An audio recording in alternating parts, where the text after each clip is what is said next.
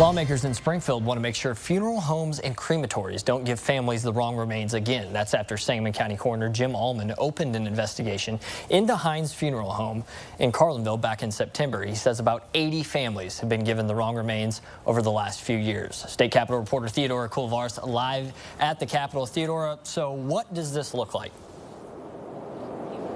Brandon, one would put a penalty in place for people who purposefully mishandle human remains.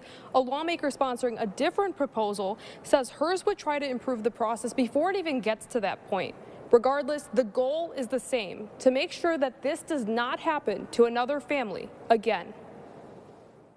Rebecca Zillion's father, Patrick Williams, died from leukemia last year. His body was cremated through a company owned by the same people who own Hines Funeral Home. When they heard Sangamon County Coroner Jim Allman was opening an investigation into the funeral home, her mom contacted his office, confirming what they feared. I was kind of numb, like, what? What? The wrong remains? I didn't even understand how that happened. Now, lawmakers in Springfield say they're taking action to make sure no other families experience the same.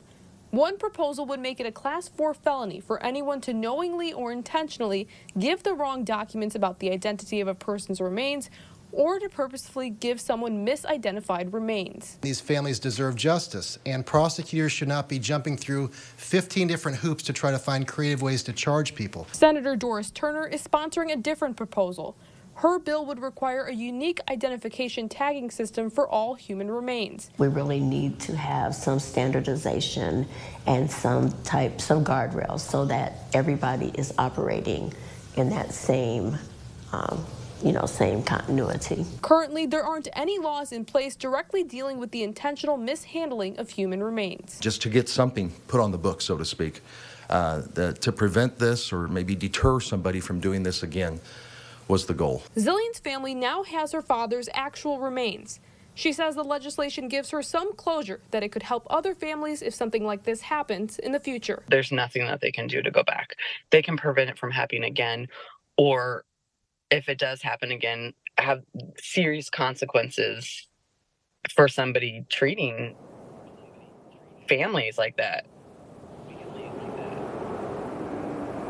The Illinois State Police is in charge of the criminal investigation into Hines. They say it remains open as they gather evidence and documents.